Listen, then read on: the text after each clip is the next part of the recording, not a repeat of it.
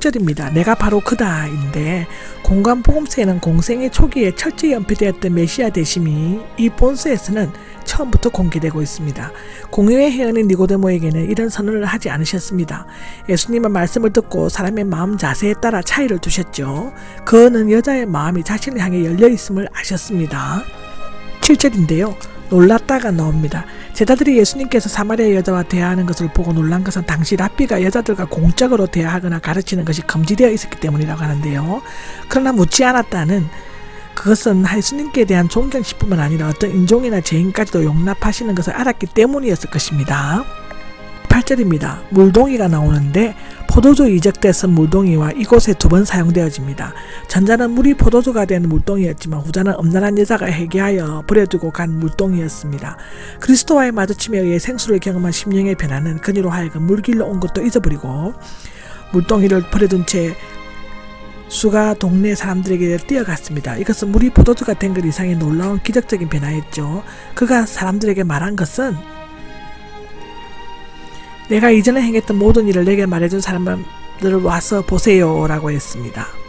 여기 29절에 나오는데 내가 이전에 행했던 모든 일을 내게 말해준 사람을 와서 보세요. 그리고 그분이 그리스도가 아닐까요? 였습니다. 예수님은 자신이 그리스도 즉 메시아이심을 분명히 말씀하셨지만 사마리아 여자는 그것을 하나의 가능성으로 제시하고 있죠. 사마리아인들은 메시아를 기다렸지만 모세의 오경 이외의 그들은 거부했습니다. 그에 대해 분명히 아는 것이 없었다는 것이죠. 그녀는 다소 가장된 표현을 쓰기는 했지만 그가 내 모든 일을 내게 말하여 주었으니 와서 그가 메시아인지 아닌지 직접 확인해 보세요 라는 뜻으로 말했을 것이라고 기록되어져 있습니다. 10절입니다. 30절에는 나와 모여들었다인데 이 여자의 말을 듣고 동네 사람들이 몰려드는 모습을 생생하게 표현하고 있습니다. 그녀의 진지한 태도와 뜨거운 열성, 솔직한 말이 동네 사람들의 마음을 움직인 것 같은데요. 아무리 무식하고 죄를 많이 지은 자라고 할지라도 자신의 구원을 받은 체험을 솔직히 간증하면 많은 사람들을 그리스도에게 인도할 수 있습니다. 요한복음 4장 31절입니다. 거기 보면 그러는 동안에 나오는데 시간과 공간 사이를 나타내며 여자가 떠나가고 사람들이 몰려오기 전을 가리킨다고 하고요. 여기 랍비어가 나오는데 공생의 초기에 제자들은 아직 예수님이 메시아라는 확신이 없었으므로 존경하는 선생님이라는 뜻이 랍비로 불리었습니다. 32절에 보면 먹을 음식이 나옵니다. 제자들이 먹을 양식을 권하자 예수님께서 먹을 양식이 있다고 말씀하셨습니다. 예수님의 영적인 양식을 말했지만 제자들은 사마리아 여자처럼 육적인 양식만을 생각하였죠. 여자에게 영적인 양식을 준 기쁨은 예수님으로 하여금 육신의 시장기까지 있게 만들었을 것입니다. 34절입니다. 여기 보면 내 음식이 나오는데 아들이신 예수님께서 자신의 사명을 완수하기 위해서는 그를 보내신 아버지로부터 힘을 공급받아야 한다고 합니다. 아들이 먹고 사는 이 신령한 양식은 2가지 특성을 가지고 있는데 첫째는 나를 보내신 분의 뜻을 행하고 시편 40장 8절, 히브리서 10장 7절에서 10절까지 나옵니다. 보내신 분 즉 하나님의 뜻은 인간으로 하여금 거룩한 생활을 준비케 하여 그것을 하도록 하는 것이라고 하죠. 이것은 데살로니가 전서 4장 3절에 나옵니다. 2번째로는 그분의 일을 완수하는 것인데 그의 사명을 가르치거나 알리는 것뿐만 아니라 인간을 구원하는 역사를 이루는 것입니다. 즉 인간에게 참된 영적 또는 신적 생명을 열어주는 것이라고 합니다.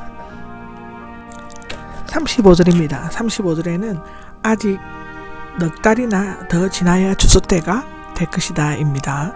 만약 이때가 12월 중순 즉 보리파종은 10월경이라고 하면 예수님께서는 첫 유월절 때부터 유대를 떠나실 때까지 8개월 동안 정도 머무신 것 같습니다. 이때쯤이면 보리는 파릇파릇 물결치고 있을 것이고 그런데 그때 보리 사이의 여자의 말을 듣고 수가 마을 사람들이 예수님께로 몰려오고 있었습니다. 너희들은 저 보리밭을 바라보면서 넉 달이 지나야 추수가 될 것이라고 말하고 있지만 눈을 들어 저 헬량한 밭을 보라.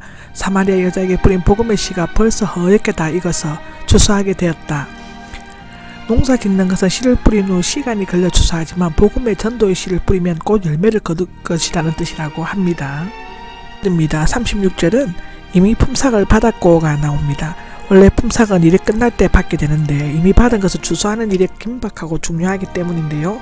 거두는 자가 받을 삭은 열매 곧 구원받은 영혼입니다.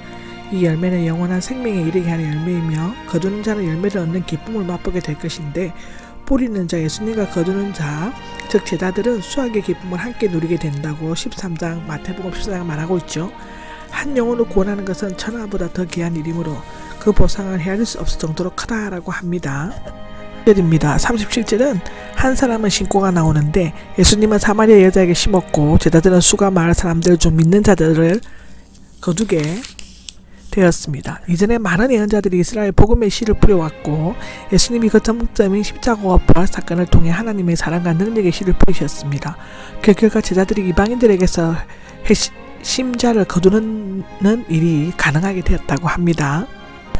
39절입니다. 그 마을에 예수님을 믿었다가 있는데 이 구절은 사마리아 사람들 여자가 증가한 예수님의 예언자적 능력 때문에 믿은 것으로 보여지는데 이제 그들의 믿음은 직접 듣고 깨닫고 성숙된 단계로 나아가 마침내 예수님이 세상의 구주이심을 알게 되었습니다.